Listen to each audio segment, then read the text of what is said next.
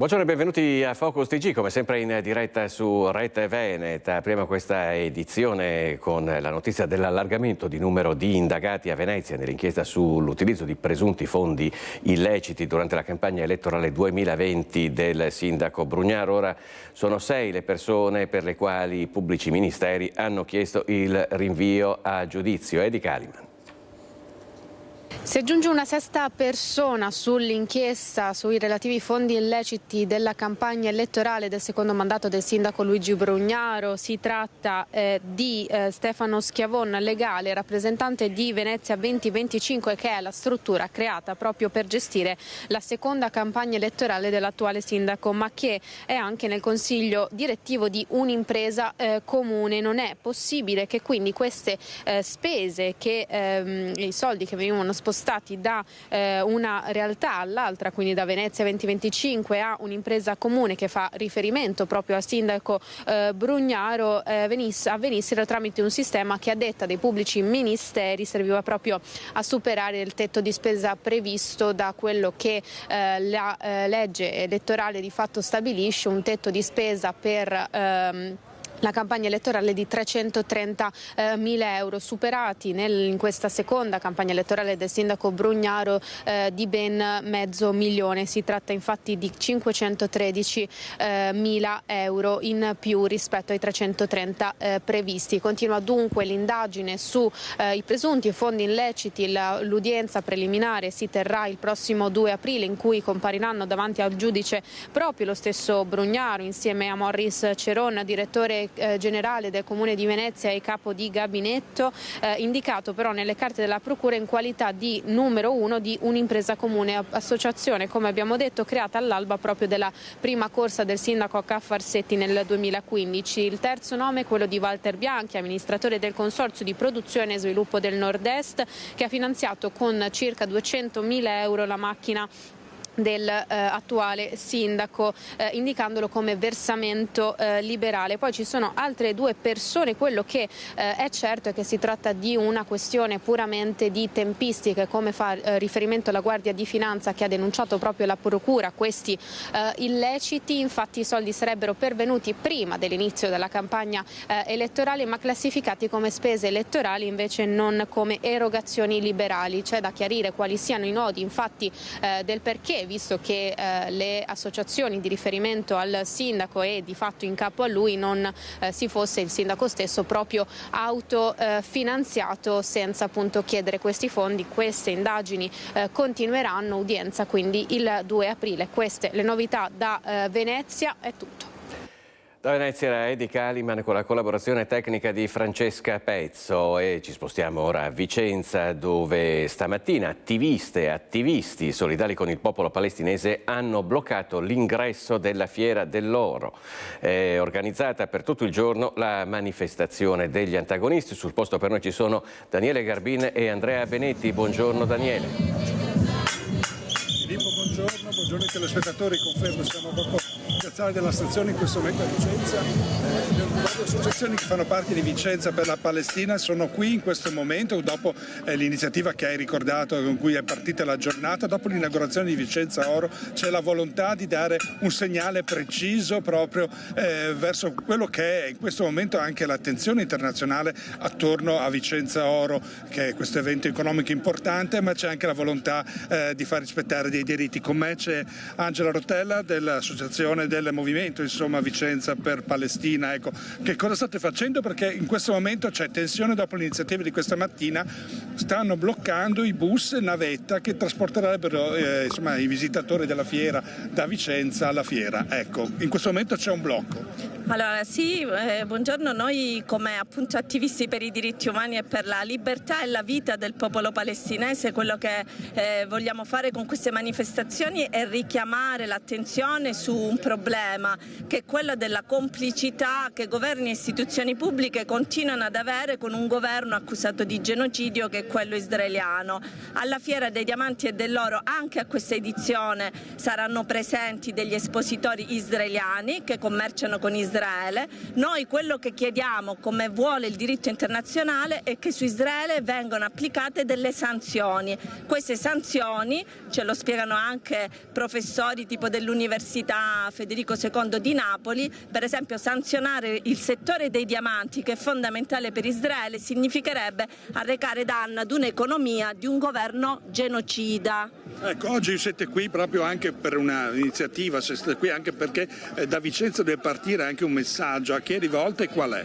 Allora, il messaggio è rivolto alla cittadinanza e all'amministrazione comunale, che ricordiamolo è socio di Italian Exhibition Group, che oggi organizza Vicenza Oro, ma organizza 150 fiere in tutto il mondo, che continua a ospitare Israele come Stato in tante fiere, a Hong Kong, a Singapore, a Rimini. Quello che noi chiediamo al Comune è che sia conseguente, se dice di essere rispettoso dei diritti umani e del diritto internazionale, e Israele venga escluso da tutte le fiere che organizza come socio. Senta, tra le critiche, tra chi osserva in questo momento queste manifestazioni, c'è anche chi dice perché non c'è un movimento del genere, per esempio per l'Iran oppure di fianco del Venezuela, perché questa attenzione quasi particolare, esclusiva su Gaza?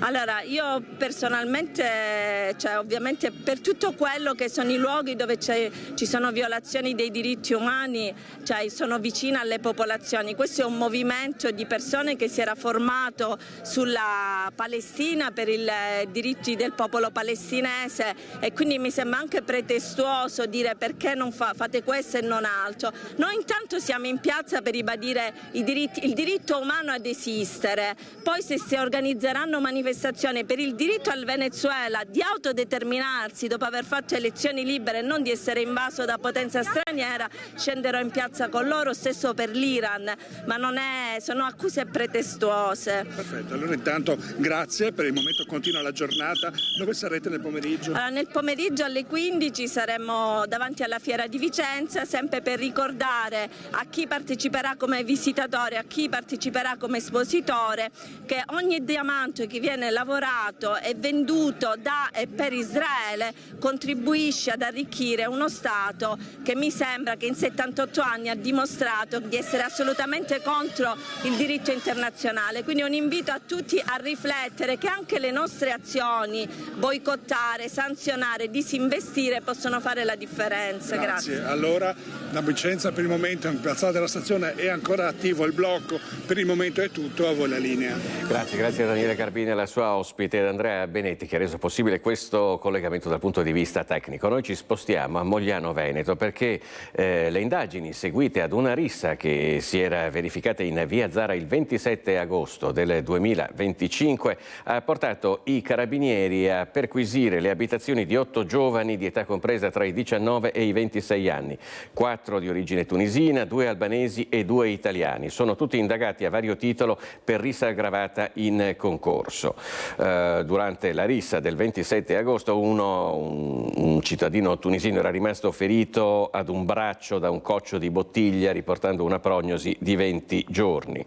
Dunque, nel corso delle perquisizioni, vedete anche dalle immagini, i carabinieri hanno rinvenuto e sequestrato presso l'abitazione di uno dei 2 giovani italiani un tirapugni, un coltello a serramanico della lunghezza di 12 cm e circa 45 grammi di hashish. Nell'abitazione dell'altro italiano una replica a salve di una pistola semiautomatica priva del tappo rosso, oltre a 3 pugnali di varie lunghezze e un bastone sfollagente telescopico di circa 50 cm. Per questi motivi 2 giovani italiani di 26 e 20 anni sono stati denunciati anche per detenzione ai fini di spaccio di sostanze stupefacenti e per detenzione illegale di armi bianche. Torniamo a Venezia, anzi nello specifico Tramestre e mira per l'omicidio di Sergiu Tarna. Il presunto complice Andrea Vescovo, arrestato mercoledì, non sta bene ed è provato. Sono le parole di uno dei suoi legali che abbiamo contattato telefonicamente. Intanto si cerca di capire chi abbia sparato quella notte al 25enne. Non sta bene, quello è sicuro, non sta molto bene, molto provato, quindi sì, in questo momento è veramente molto, molto in difficoltà, quindi non sta bene. A parlare uno degli avvocati difensori, l'altro è Federico Fogal. Di Andrea Vescovo, detto Vischio, il 38enne di Spinea, arrestato mercoledì e ritenuto il presunto complice di Riccardo Salvagno per l'omicidio di Sergio Tarna. Nel primo interrogatorio davanti a giudice e PM il 38enne si è avvalso della facoltà di non rispondere e al momento i suoi legali hanno deciso di non rilasciare alcuna dichiarazione. Vescovo, che vive a Spinea insieme alla mamma e al compagno di lei, viene descritto come una persona fragile provata dalla perdita del padre in età adolescenziale e qualche anno fa da quella del fratello. Da allora avrebbe iniziato a dover assumere farmaci, oltre a essere seguito dal centro di salute mentale. Se ha sbagliato pagherà, ha dichiarato il compagno della donna, secondo cui però non può essere stato Vescovo a sparare. E questo è uno dei tanti punti da chiarire. Chi ha sparato quella sera al barman 25enne? Nell'interrogatorio Salvagno avrebbe detto agli inquirenti che quella notte fu il suo amico a tenere l'arma in mano, arma in dotazione alla polizia locale di Venezia assegnata a Salvagno, che ancora non si trova. E poi c'è il video, attorno a cui si concentrerebbe il movente, un filmato che avrebbe potuto distruggere la carriera di Salvagno, registrato di nascosto da Tarna, ma il suo legale ribadisce altri concetti. Salvagno non ha mai parlato di transessuale, ha parlato di una prostituta in generale, quindi senza entrare neppure nello specifico qualificatorio della persona con cui si stava relazionando. Non ho mai sentito, lo ribadisco, parlare di stupro. Non ho mai sentito di un soggetto drogato. Lunedì farò accesso al fascicolo sperando che ci sia qualcosa in più rispetto a quello che ho già e magari mi farò un'idea anche parzialmente diversa. Intanto emergono ulteriori dettagli sul rapporto tra i due. La mattina del 4 gennaio, secondo i tabulati telefonici, Salvagno avrebbe scritto all'amico Vescovo dalla Spagna, dove era fuggito salvo rientrare in Italia all'indomani, e scusandosi, dicendogli di essere preoccupato e di aver sbagliato tutto. Parliamo dei furti che continuano a essere una piaga in questo periodo, un autentico allarme sociale in provincia di Treviso. Nelle ultime ore ladri scatenati un po' in tutta la Marca, da Montebelluna a Treviso e Silea. Ci si chiede quando tocca a me, poi a un certo punto. È quello proprio un punto di domanda proprio. Sentirsi impotenti, prepararsi ad essere la prossima vittima dei ladri. È la sensazione che si respira negli ultimi giorni, quando la curva dei furti nella Marca è tornata ad impennarsi dopo una pausa nel corso delle festività natalizie. E nessun comune viene risparmiato. Nelle ultime ore diverse le segnalazioni a Roncade e Carabinieri in via Pozzetto, dopo che alcuni residenti avevano visto 2 individui scavalcare la recinzione di un'abitazione, ma quando le pattuglie sono arrivate sul posto dei malviventi nessuna traccia. In via Ospedale a Montebelluna invece rubata la Fiat 500 dal vialetto dell'abitazione di 2 coniugi, e ancora lo scorso pomeriggio ai confini tra Treviso e Silea colpo in via Torcello. Nel mirino l'abitazione di una giovane coppia tra le 17:15 e le 18. La famiglia era fuori casa per alcune commissioni, sono bastati davvero pochi minuti ai banditi per mettere tutto a soqquadro.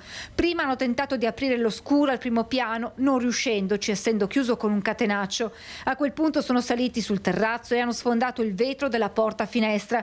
Si sono diretti subito verso le camere da letto della coppia e dei figli piccoli. Hanno aperto armadi e cassetti, letteralmente strappando quelli di un mobile, svuotato vestiti e oggetti sul pavimento, per scappare poi con un profumo, catenine e braccialetti, regali di battesimo dei bimbi, ricordi dal grande valore affettivo, come un paio di orecchini che la giovane mamma aveva ricevuto dai genitori questo ultimo Natale.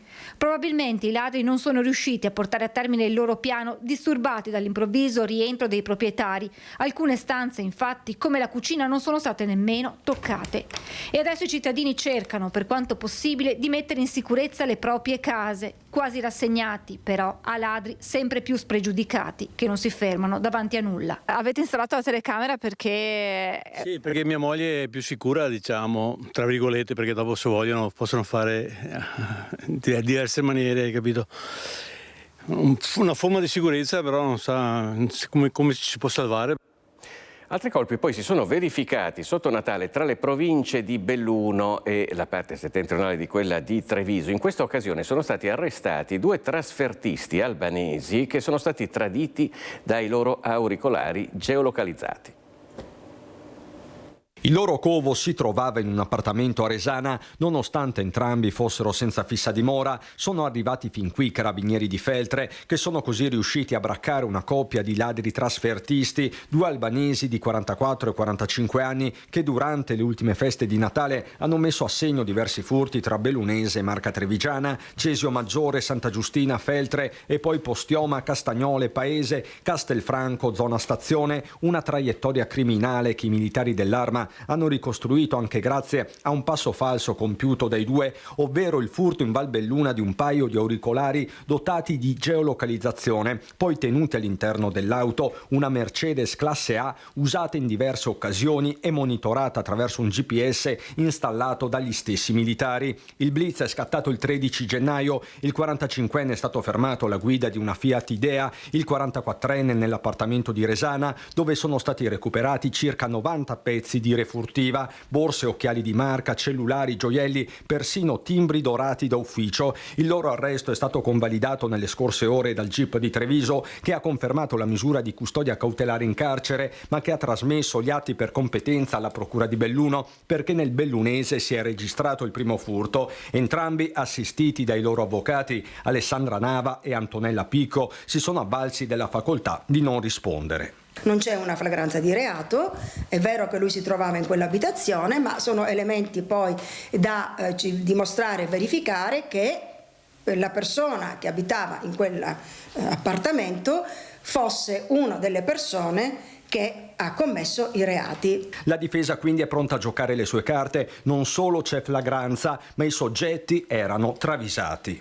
Non mi risulta agli atti in questo momento che ci siano elementi identificativi, diciamo, che potessero provenire dalle persone che sono state purtroppo vittime di questi fatti, almeno negli atti non abbiamo contezza. Il giudice di Belluno intanto ha 20 giorni per rinnovare l'ordinanza di custodia in carcere.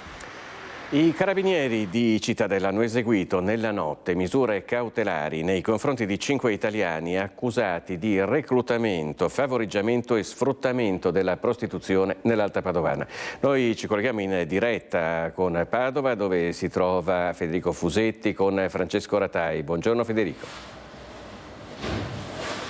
Buongiorno Filippo, buongiorno ai telespettatori di Focus TG. Sì, siamo nel comando provinciale dei Carabinieri di Padova. Ringraziamo il maggiore Alberto Cavenaghi, che è il comandante della compagnia di Carabinieri di Cittadella, per raccontarci di questa operazione. In realtà insomma, è un'indagine che andava avanti da un bel pezzo, da molti mesi, e quindi avete avuto il tempo di approfondire e andare quasi a colpo sicuro su questa vicenda che riguarda dei locali notturni, delle ragazze, una quarantina di ragazze tra i 25 e i 40 anni e anche 5 persone, 5 veneti che sono stati denunciati per reati direi piuttosto gravi. Ci riassume un po' quello che è successo? Sì, grazie. Nel corso della nottata abbiamo dato esecuzione a 5 misure cautelari emesse dal giudice per le indagini preliminari del Tribunale di Padova a seguito di un'attività investigativa che ha visto coinvolto il nucleo operativo della compagnia di Cittadella già dal settembre 2024 sotto la direzione della Procura della Repubblica di Padova. Sostanzialmente i militari che hanno svolto l'indagine sono riusciti a rendersi conto già alla fine del 2024 che ci fosse un imponente giro movimento di donne sia italiane che dell'Est Europa presso un paio di strutture ricettive dell'Alta Padovana localizzate in Borgo Rico e Campo San Piero, e sostanzialmente nel giro di breve tempo abbiamo capito che queste signore prestavano la propria opera sotto un paravento legale gestito peraltro da 2 società, una SRL e un'associazione culturale, che le impiegava come ragazze immagine all'interno di un nightclub all'interno del quale in realtà le signore svolgevano attività di prostituzione. Quindi apparentemente contratti regolari avevano? Apparentemente erano assunte come figuranti di sala, ragazze immagine, in realtà poi svolgevano tutt'altra attività, come le indagini che abbiamo svolto sotto la direzione della Procura di Padova ci hanno consentito di chiarire molto, molto bene. Le prestazioni sessuali previo accordo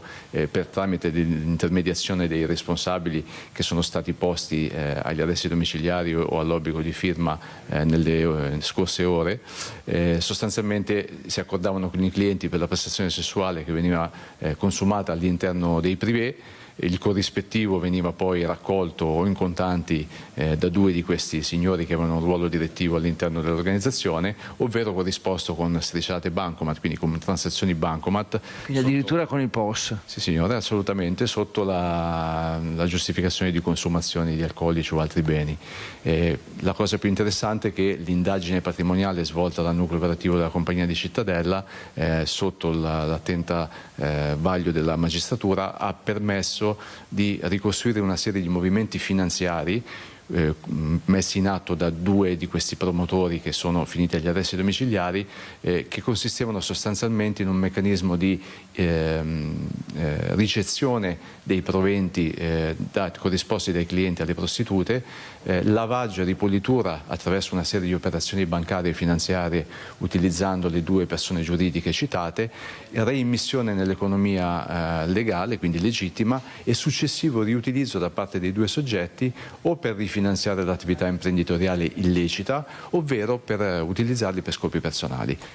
Conclusa l'indagine o potrebbero esserci altri sviluppi? Allo Stato noi pensiamo di aver circoscritto le responsabilità di tutti i soggetti che sono coinvolti in questa vicenda penale. Grazie mille al maggiore Alberto Cavenaghi, buon lavoro naturalmente. Filippo, naturalmente nei nostri telegiornali servizi più approfonditi, intanto ti restituisco la linea. Grazie a Federico Fusetti in collegamento in diretta da Padova con la collaborazione tecnica di Francesco Ratai. Noi ci spostiamo in provincia di Belluno, andiamo a Vigo di Cadore, dove l'altra sera si sono vissuti momenti di autentica paura per colpa di una persona che senza ragione si era messa a sparare nel giardino di casa.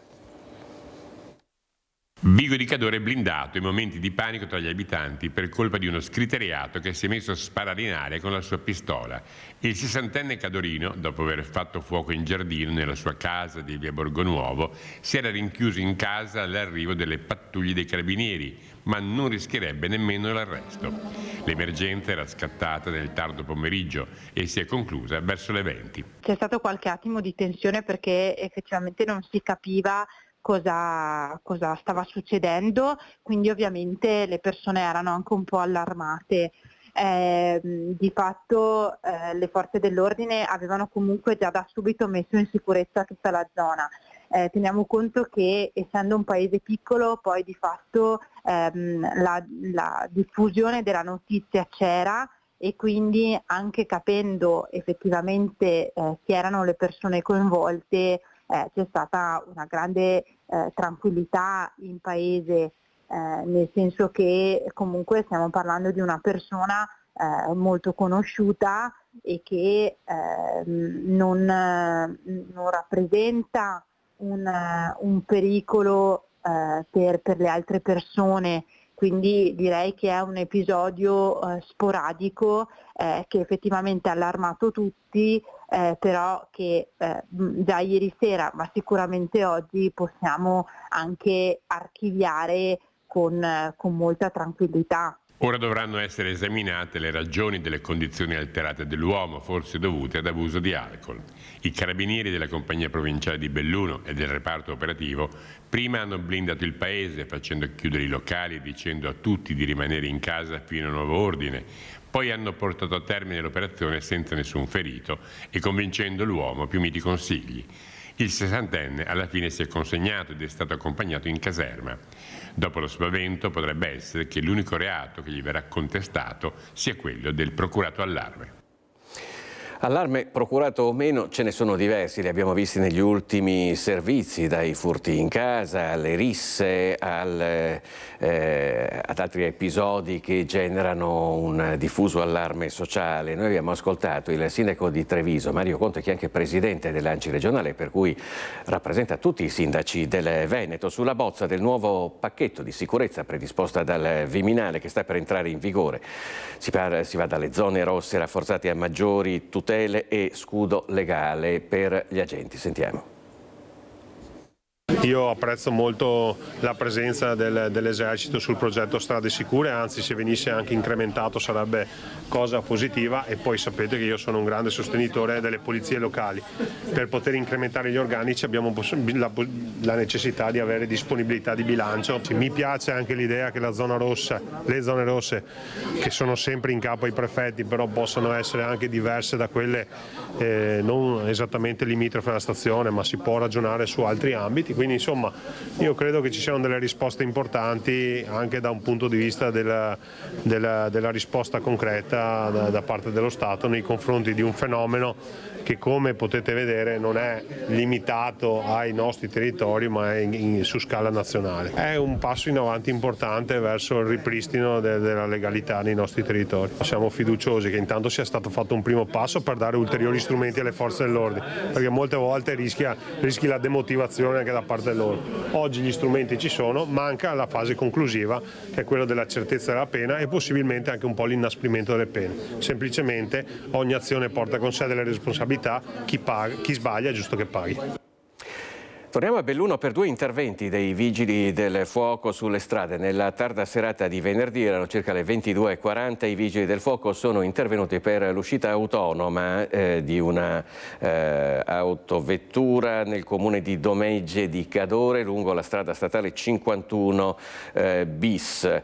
Il conducente dell'auto era riuscito comunque a uscire autonomamente dall'abitacolo con l'aiuto di alcuni passanti ed è stato successivamente trasferito in via precauzionale al pronto soccorso dal personale sanitario. Alle 5 di mattina invece un nuovo intervento per un incidente stradale che ha coinvolto un'autovettura in via Feltre, siamo in comune di Belluno, e la squadra ha provveduto alla messa in sicurezza dell'area e del veicolo coinvolto.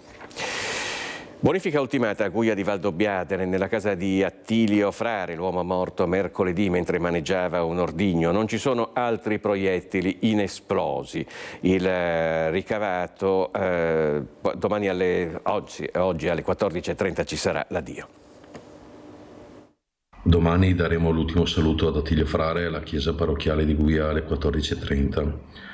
Le offerte saranno donate all'asilo di Guia per volontà della famiglia e sono sicuro che sarebbe stata la volontà dello stesso Attilio, molto attaccato a tutta la comunità di Valdobbiadene, in particolar modo alla comunità di Guia. A 3 giorni dall'esplosione letale, Valdobbiadene si prepara per l'ultimo saluto al 56enne morto mentre maneggiava un ordigno della Prima Guerra Mondiale, una morte tragica quanto assurda che nel cuore dei Colli del Prosecco ha portato un ampio dispiegamento di uomini e mezzi. Il boato provocato dalla deflagrazione mercoledì alle 13 era stato avvertito nitidamente in tutto il paese. Meticoloso in particolare il lavoro dei carabinieri del nucleo artificieri di Padova, che dopo 48 ore hanno concluso le operazioni di bonifica, in particolare nel magazzino usato come deposito, un vero e proprio museo. Scongiurata la presenza di altri ordigni attivi all'interno della casa, le decine di proiettili ritrovate erano già tutte disinnescate. Esito negativo anche nella seconda camera ispezionata indicata dalla compagna dell'uomo. Si chiudono così, almeno dal punto di vista legale e giuridico, le indagini per detenzione illegale di esplosivi, con la morte di Frare e senza il coinvolgimento di terzi. A Valdobbiadene, dopo giorni difficili, è solo il momento del commiato.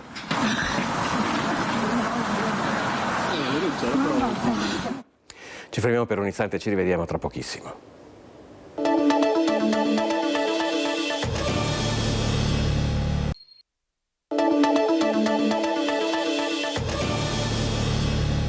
Ben trovati in diretta con Focus TG. Tra poco torneremo a parlare di altri episodi di furti o di tentati furti in diretta con Christian Arboit. Un altro problema però dal quale bisogna guardarsi è quello delle truffe. A Padova la polizia ha individuato e denunciato una 22enne che aveva appena truffato un'anziana padovana rubandole oro e gioielli. La questura di Padova ha denunciato una donna di 22 anni di origini campane, incensurata, accusata di aver truffato un'anziana 78enne padovana, invalida al 100% e costretta a muoversi su una carrozzina. un uomo che fingeva di far parte delle forze dell'ordine ha contattato il marito dell'anziana, convincendolo a lasciare la moglie sola in casa in zona Terranegra e a recarsi in un ufficio di polizia per chiarimenti, in quanto sospettato, diceva, di essere autore di una rapina perché sul posto era stata vista un'auto con la sua targa, particolare ovviamente inventato. Subito dopo la truffatrice ha raggiunto la 78enne rimasta da sola in casa. Con la scusa di controllare che i suoi gioielli non fossero quelli della rapina, la truffatrice riesce a farsi consegnare tutti gli oggetti in oro della coppia per un valore di circa 3.000 euro. Subito dopo però la vittima capisce che qualcosa non funziona, avvisando la polizia, e così gli agenti della questura, grazie alla descrizione molto precisa, risalgono a lei e la individuano mentre era in fuga a bordo di un treno e la fermano alla stazione centrale di Milano, denunciandola per truffa. Purtroppo i gioielli non sono stati recuperati. Inoltre il questore di Padova, Marco Odorisio, ha attivato la divisione anticrimine per l'emissione di un foglio di via obbligatorio da Padova con divieto di ritorno in città per 4 anni. Allora, come detto, ci colleghiamo in diretta con Christian Arboit che ci racconta una nuova storia di furti con anche delle minacce di spari, se non erro. Christian. Sì Filippo, buongiorno a te e a tutti i telespettatori di Rete Veneta, anche da parte di Tommaso Migot che sta curando la parte tecnica. Ci troviamo a Osigo di Fregona in via Danese, zona che è stata nel mirino dei ladri una delle scorse sere. È un episodio un po' particolare perché tutto il quartiere, tutta la zona si è mobilitata per inseguire questi ladri. Il primo furto è stato perpetrato all'interno di questa abitazione. Sono le 5:45 della sera quando la proprietaria arriva a casa in auto e entra nell'abitazione. Nell'abitazione però si accorge, si rende conto che c'è qualcuno, che ci sono delle presenze chiaramente sospette, non preventivate. Sente un vociare, parlano in una lingua straniera. Accende la luce e questi soggetti, questi ladri si mettono in fuga dopo aver trafugato dell'oro. Si mettono in fuga e cominciano a scavalcare le recinzioni e i muretti della zona. Scatta una vera e propria mobilitazione, parte un messaggio nelle chat immediato. Un messaggio immediato di alert e i residenti si mettono appunto a inseguire, alcuni residenti si mettono a inseguire questi soggetti, 2 soggetti a volto travisato, delle cavallette, ci ha raccontato poco fa la signora Anna che invece abita in questa abitazione. Poi sono stati inseguiti in realtà anche da un altro soggetto, anzi c'è la signora Anna, può venire in diretta con noi su Rete Veneta solo un attimo, la possiamo disturbare? C'è anche il sindaco Giacomo De Luca. Intanto parto da lei, sindaco. È stata una serata di mobilitazione. Ma qui è così, quando succede qualcosa avvertono subito, ci sono i canali WhatsApp che avvertono immediatamente quando c'è qualcosa. Io penso aver saputo il fatto dopo neanche mezzo secondo. Ecco, e non solo lei, ma anche appunto tutto il villaggio, tutta la zona qui. Ecco, in un caso si è messo a inseguire i ladri anche un altro residente, il signor Nino, e a questo residente hanno detto fermati o ti spariamo. Sì, certo, questo me l'ha confermato, fermo o ti sparo.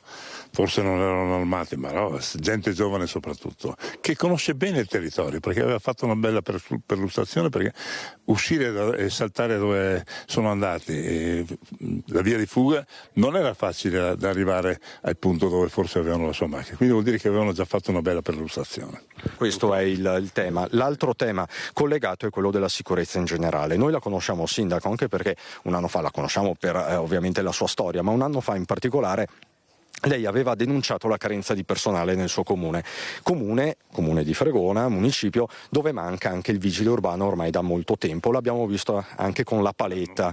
Adesso si sta sistemando la cosa? Sì, il 28 ci sarà il bando, il concorso, cioè la selezione, quindi nel giro di pochi giorni dovremmo finalmente avere il vigile fisso qui.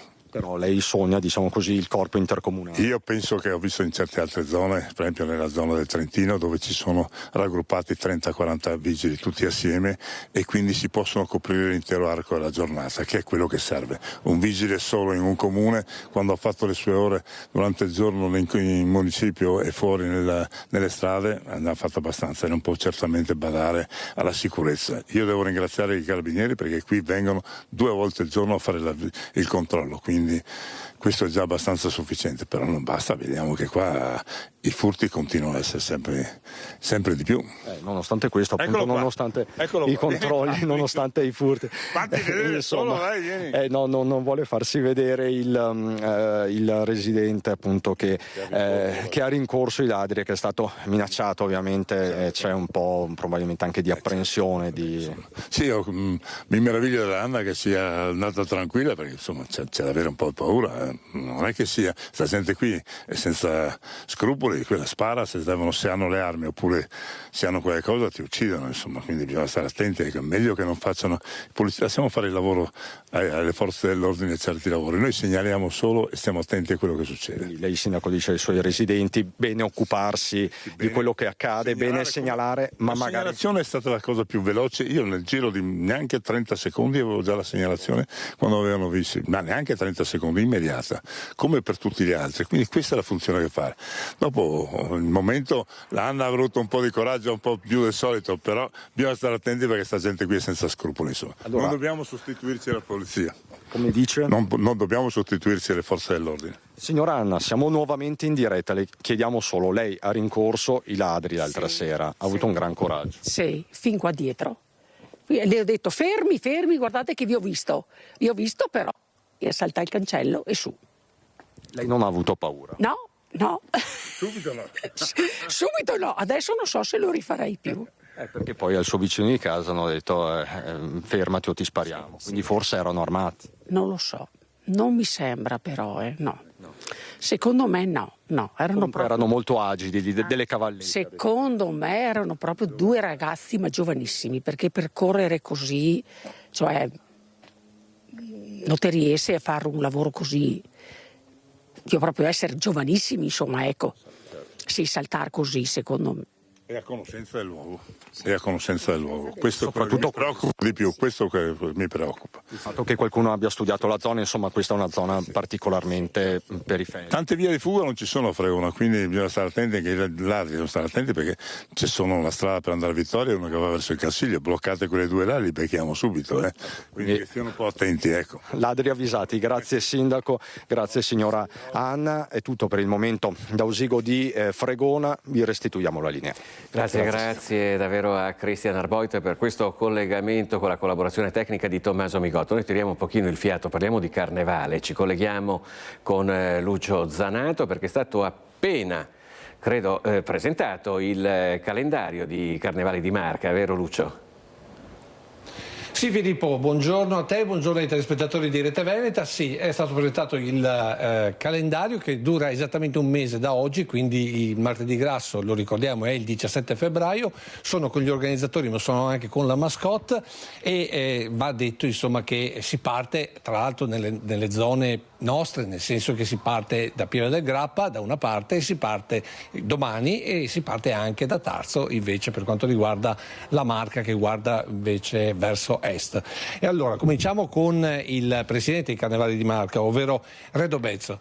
Presidente, carnevali per le famiglie soprattutto.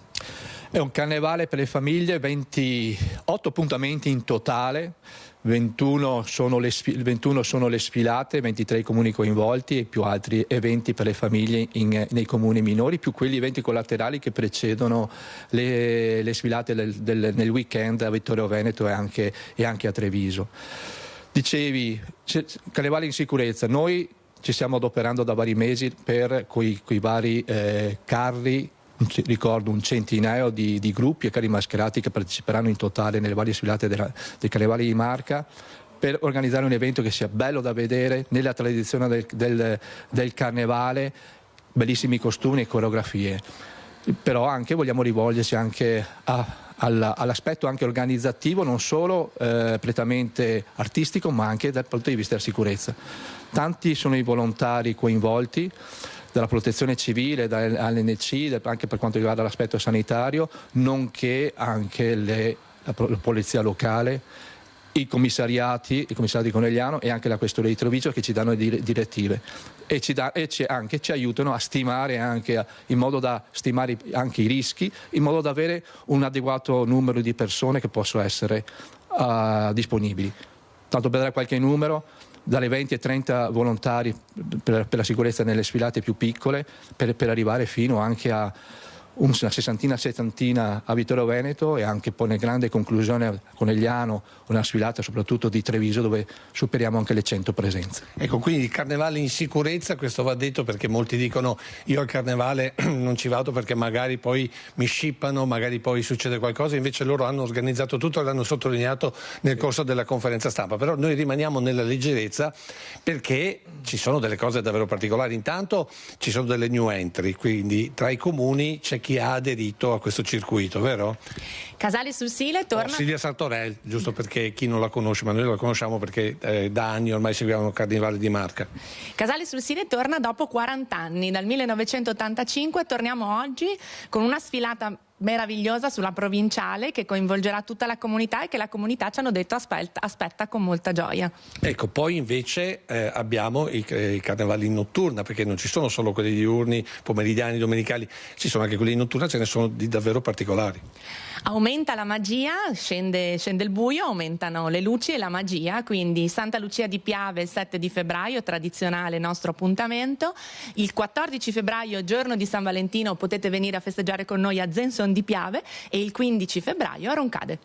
E poi va detto che le amministrazioni locali concorrono al carnevale, ma anche proprio in termini di vestiti, vero? Zenson di Piave qualche anno fa ha lanciato la sfida, tutta la giunta comunale si è travestita seguendo un tema particolare, ha lanciato la sfida alle altre comunità, si sono susseguite Farra di Soligo, Carbonera, adesso noi aspettiamo le altre amministrazioni in maschera. Quindi vedremo sindaci in maschera nel corso delle varie sfilate. Tante le altre cose che hanno raccontato nel corso di questa presenza, di questa conferenza stampa, tra l'altro annunciando anche cose interessanti per Treviso, che avrà una sua conferenza stampa, quindi non sveliamo tutto, altrimenti non c'è, come dire, c'è la suspense. L'ultima parola la lasciamo alla mascotte, ovvero Sbirulino, che dice: ciao a tutti, vi aspettiamo ai carnevali di Marca, ciao bimbi! Detto questo, a te la linea, Filippo. Grazie, con grazie a Lucio Zanato, grazie anche a Sbirulino soprattutto. Noi ci fermiamo per un istante e ci rivediamo tra poco.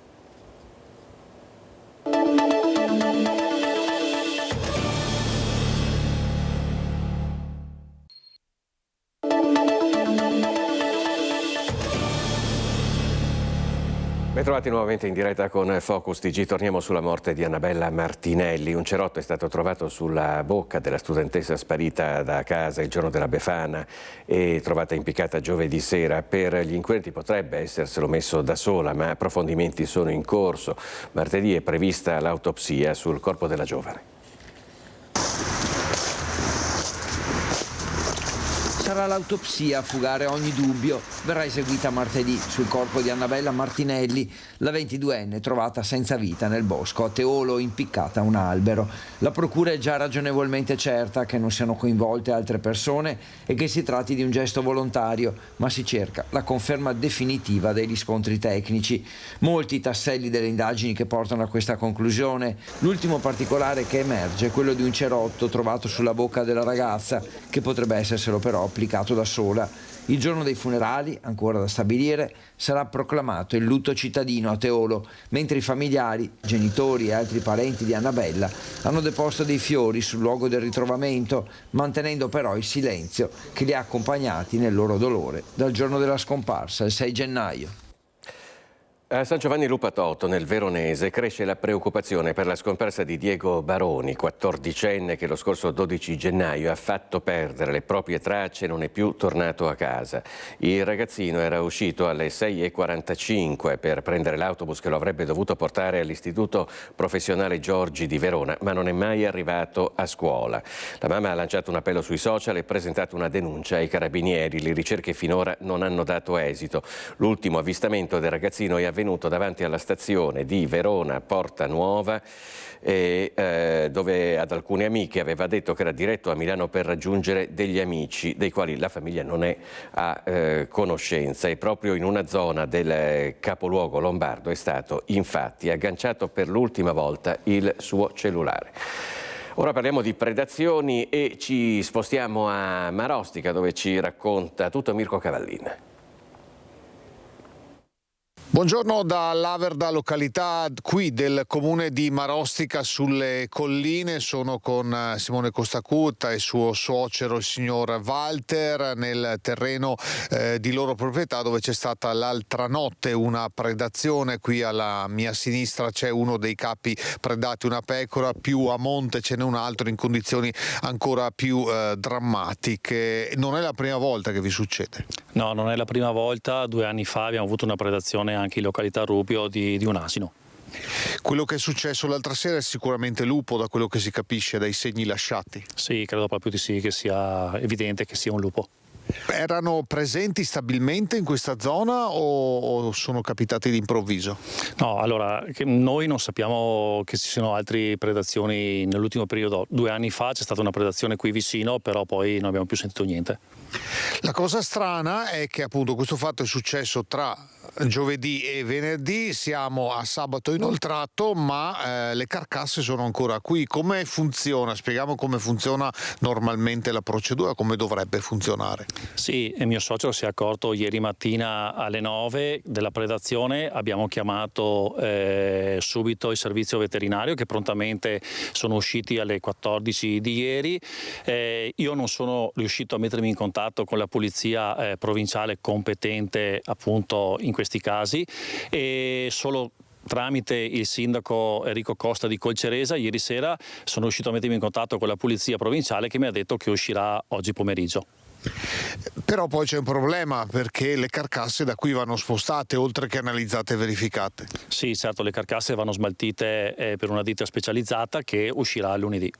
E quindi è probabile che possano rimanere qui ancora diciamo nelle possibilità di un'altra predazione? Sì, aspetto oggi pomeriggio capire dalla polizia provinciale dove dobbiamo metterle, in attesa appunto dello smaltimento che sarà lunedì. Diceva che appunto non è la prima predazione. Da quelle precedenti, e qui la buona notizia, insomma, i risarcimenti sono arrivati. Sì, sì, assolutamente sì. Dopo circa 12 mesi mi hanno risarcito l'asino. Adesso stessa procedura per questi 2 capi? Sì, immagino di sì. Adesso attendiamo appunto il verbale della polizia provinciale per poi fare la documentazione necessaria. In questi giorni però lei ha chiamato, anche partendo dal sito della provincia, che è qui la polizia provinciale che deve intervenire per competenza, ma abbiamo provato anche prima, la telefonata è andata praticamente a vuoto. Sì, mi ha confermato il sindaco ieri sera che ci sono dei problemi al centralino, anche il numero di cellulare non risponde nessuno, però da quello che ho capito quello viene attivato solo il sabato e la domenica. Questa per voi è una passione più che un'attività, insomma avete alcuni capi anche di asini, di altri animali. Qual è la difficoltà di gestire questa presenza in collina? Ma allora abbiamo cercato di recintare, come si può vedere, tutti i nostri terreni, però credo che sia praticamente impossibile fare recinzioni alti 2 metri, soprattutto quando si è in collina. Allora attendiamo il recupero delle carcasse, augurandoci che non ci siano altre predazioni. Andiamo comunque lentamente verso la nuova stagione, non ci sono state nevicate, quindi vedremo che cosa porterà la prossima stagione. Ringrazio il signor Simone Costacutta e il signor Walter che ci ha accompagnato. Renzo Rigon alla parte tecnica. Da Marostica, Laverda è tutto, a voi. La prossima settimana le aziende che hanno inquinato a Trissino producendo FAS presenteranno il piano di bonifica agli enti pubblici. La prossima settimana sarà presentato il piano per la messa in sicurezza dell'ex sito chimico industriale Miteni di Trissino, al centro di uno dei più gravi inquinamenti da PFAS mai registrato in Europa. È responsabile del coinvolgimento di oltre 300.000 persone nelle province di Vicenza, Verona e Padova. Il documento è stato elaborato da Manifatture Lane Marzotto, Mitsubishi, Eni Rewind e ICIG, che a vario titolo hanno contribuito a inquinare producendo PFAS. La sentenza della Corte d'Assise di Vicenza l'ha stabilito condannando i manager di Mitsubishi e ICIG. Il piano era già stato discusso in una conferenza dei servizi che ha coinvolto Comune di Trissino, Provincia di Vicenza, Regione Veneto e i principali enti tecnici dello Stato, dall'ARPAV all'Istituto Superiore di Sanità. Obiettivo: riportare l'area a condizioni di sicurezza ambientale e tutelare le falde, dopo decenni di contaminazione che hanno colpito l'acqua potabile. Un passaggio decisivo arriva anche dall'Europa. Sono entrati in vigore i nuovi limiti sui PFAS nelle acque destinate al consumo umano, ma l'Italia ha prorogato di 6 mesi l'adozione. Il piano di bonifica sarà valutato dagli enti pubblici. Un passaggio chiave dopo che lo studio del professor Annibale Biggeri, ordinario di statistica medica a Padova, ha messo in rilievo numeri che parlano da soli. Nel nostro studio noi abbiamo quantificato globalmente il numero più facile ricordarlo sul totale delle morti. Sono circa 4.000 morti in eccesso che non avrebbero dovuto verificarsi. E ora andiamo a Belluno, dove si è da poco conclusa la cerimonia di presentazione dei mezzi sanitari speciali per le Olimpiadi di Milano Cortina. C'era anche Alberto Stefani alla sua prima uscita bellunese da presidente della Regione Veneto. Direi che oggi è stata rappresentata in maniera molto importante la capacità di fare sinergia tra enti, associazioni, realtà del territorio e per le Olimpiadi, ma soprattutto per il post Olimpiadi, questa grande forza è un grande investimento per il nostro Veneto. Un investimento anche dal punto di vista sanitario? Assolutamente sì, abbiamo una nuova realtà che nascerà, ma soprattutto oggi siamo qui per inaugurare questi mezzi speciali di soccorso che poi saranno utilizzati, ne parlavo prima, anche in altri contesti, quindi in tutto il territorio del Veneto, per garantire ovviamente la possibilità che l'eredità delle Olimpiadi sia un'eredità capace di portare i propri frutti, e soprattutto questa sarà la sfida anche della politica. La prima uscita a Belluno da Presidente della Regione, che cosa dice ai bellunesi? Beh, che oltre a essere una provincia straordinaria, della gente davvero straordinaria, sono una provincia che ha saputo accogliere questa sfida e che soprattutto saprà fare di questa sfida tesoro. Noi saremo al loro fianco, ma la Regione del Veneto sarà ovviamente al completo per affrontare questa nuova frontiera che dovremo essere capaci di affrontare soprattutto da marzo, da aprile in poi. È un investimento importante, 1,5 milioni il costo dell'acquisto appunto di questi mezzi. Ricordiamo che sono 7 ambulanze attrezzate ad automedica, 5 quad, un furgone per le maxi emergenze e un pick-up, quindi un numero importante di mezzi che naturalmente serviranno durante il periodo olimpico, ma che sono stati acquisiti per poi essere portati nel territorio del Veneto in maniera tale da rispondere al meglio a quelle che sono le esigenze della nostra comunità. Quindi mezzi non per le Olimpiadi, ma anche per le Olimpiadi, ma soprattutto per il nostro territorio. Però a Cortina c'è un'altra vicenda che sta facendo discutere, ed è una proposta, un disegno di legge della Südtiroler Volkspartei per l'annessione di alcuni comuni di confine del Lombardia e del Veneto, proprio al Trentino Alto Adige. Cortina da un pezzo cambia regione? Il senatore della Südtiroler Volkspartei Meiner Dünwalder ha depositato 2 disegni di legge che mirano ad ampliare i confini del Trentino Alto Adige. Obiettivo l'annessione di comuni della Lombardia e del Veneto, compreso proprio quello che ospita le Olimpiadi invernali che stanno per iniziare. Questa è una questione ormai datata che non riguarda solo Cortina, ma anche i comuni di Colle Santa Lucia, Levinallongo, Col di Lana, i quali sono stati fatti nel passato dei referendum dove ci sono delle minoranze linguistiche, c'è la comunità ladina, ci sono tutta una serie di fattori che di fatto sono stati teatro di un referendum popolare che ogni tanto torna all'attenzione, e quindi questo ci sta nel percorso che vogliono fare. Nell'articolato testo che motiva la richiesta di annessione, il senatore Dünwalder ha ripercorso la storia del comune in questione, adducendo ragioni storiche e culturali, esprimendo l'opinione che non sarebbero gli esponenti delle SVP a spingere in questa direzione, ma che è proprio la popolazione stessa a chiederlo. Io come Presidente della provincia ovviamente devo prendere una posizione abbastanza rigida da questo punto di vista. La provincia ha già perso Sappada e sicuramente altri comuni non li vuole perdere. Intanto è iniziato il conto alla rovescia per la partenza del Carnevale di Venezia, che avrà come tema conduttore proprio le Olimpiadi. Intitolato Olympus alle origini del gioco, il Carnevale di Venezia 2026 celebrerà le Olimpiadi invernali di Milano Cortina. Un connubio per certi versi inevitabile, visto che i due eventi si svolgeranno sostanzialmente in contemporanea. Dal 31 gennaio al 17 febbraio il Carnevale, dal 6 al 22 febbraio le Olimpiadi.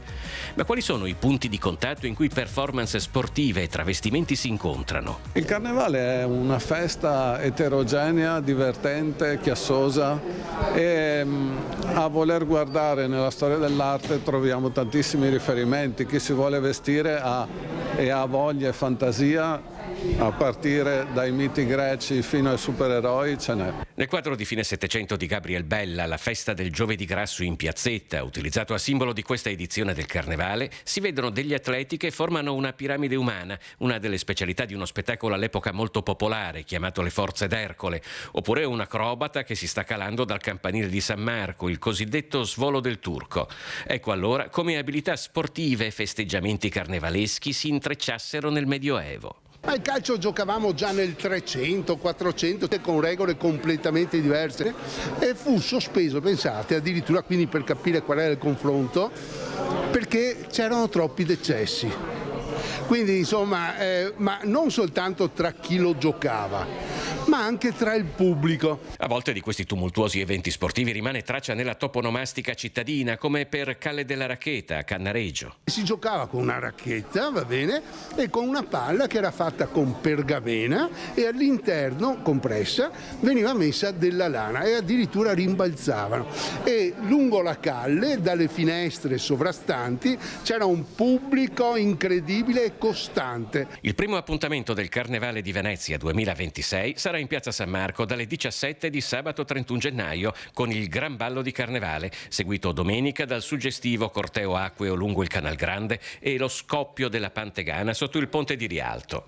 Da lì un lunghissimo calendario di eventi in tutto il comune, dagli spettacoli sull'acqua dell'Arsenale a sfilate di carri allegorici in tutto l'entroterra e a Lido e Pellestrina. Il Carnival Street Show prevede oltre 350 artisti coinvolti e 1000 esibizioni, ma anche nello spettacolo all'Arsenale nonché al dinner show il tema delle Olimpiadi sarà ripreso. Abbiamo cercato di diminuire la pressione territoriale anche con l'espansione della programmazione su tutto il territorio, a cominciare dalla terraferma. Il fatto di non avere solo la spettacolazione in piazza San Marco e di avere più punti di attrazione ci permette di non avere particolari affollamenti. Ovviamente le aree più centrali in alcuni momenti sono fortemente sotto pressione.